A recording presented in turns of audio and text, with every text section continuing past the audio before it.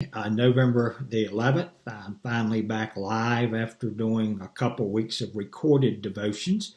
Before we begin today, I want to ask you to be praying for Larry and for Kay Lacey. We are looking at Exodus chapter 12 today, which gives the story is about the blood put upon the doorpost of the house to protect the people. But in the process, I just do want to mention that today is Veterans Day. We thank our veterans. Veterans Day is for all veterans, not just those who have died in service, but certainly we enjoy so many of the liberties we have because some people did give everything. So if you have served our country by actually going off somewhere, or you've been one who's had a loved one, a spouse, a child, or whatnot, we want to say thank you today. You know the story of Exodus chapter 12. It is the last of the 10 plagues, and the Lord is about to deliver his people from bondage in Egypt. And the message he gives to Moses to give to the people is that on the 10th day of this month, you are to take a lamb, a year-old lamb, a spotless lamb, one without blemish, and you are to keep it with you till the 14th day. And on the twilight of the 14th day, each of you is to kill that lamb, to make a sacrifice. And you are to take a hyssop bush, and you are to take that blood from that lamb, and you are to put it upon the doorposts, the lintels of your home where you are staying. And then that night, the death angel is going to pass through. And I want to just pick up in verse 12 of the 12th chapter, where it says, "For I will pass through the land of Egypt on that night, and will strike all the firstborn in the land of Egypt, both man and beast. And against all the gods of Egypt I will execute judgment. I am the Lord. Now the blood will be a sign for you on the houses where you are. And when I see the blood, I will pass over you, and the plague shall not be on you to destroy you when I strike the land of Egypt." You know, Christianity, I often say this, it's not about religion, it is about a relationship. And how are we brought into a relationship? It is through the blood of Christ. We are redeemed. We are brought back to the Father because of the sacrifice, the death, burial, and resurrection of this perfect lamb, this spotless lamb. But here is what I want to point out when I say it's not about religion, but it's about relationship.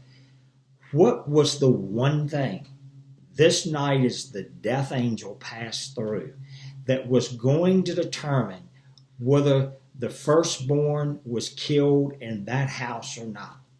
It is whether there was blood on the door.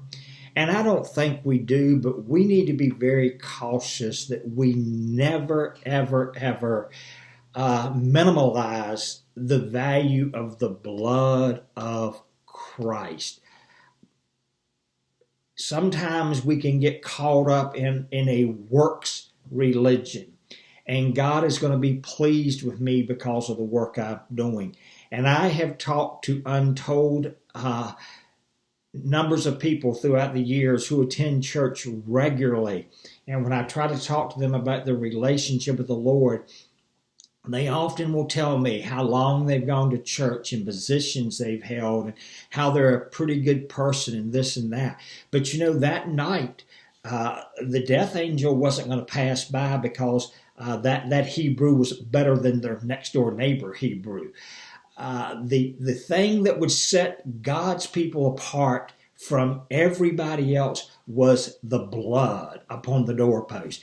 And they could have been the best Hebrew of all the Hebrews. But if they would not have had the blood upon the door entrance to their house, they would have been struck with God's judgment.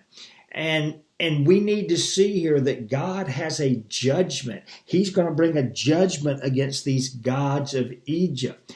And when we get over into the book of Revelation, let me flip over real quick to one verse. I didn't mark this. Well, let's read verse 27 of chapter 21.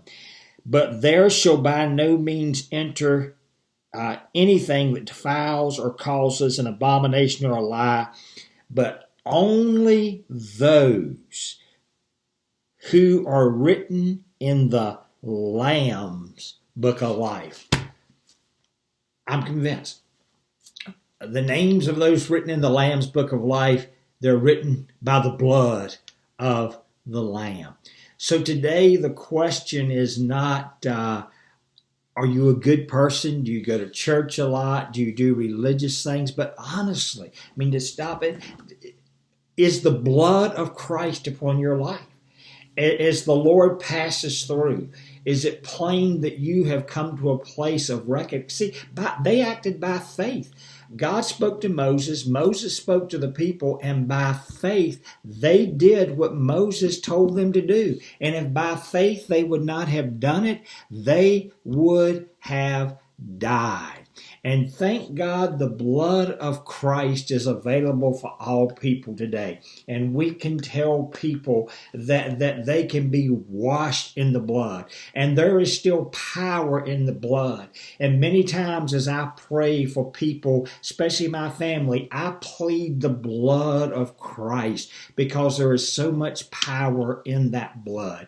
So today I would just have you to stop and honestly consider, not are you a religious person, not are you somebody who tries to do good, but are you a person who has placed faith in the blood of Christ and the safety it brings you and the deliverance from the wrath that is to come? Let's think today about the blood of Christ, and let's rejoice and thank God today for the blood of Christ. Hey, have a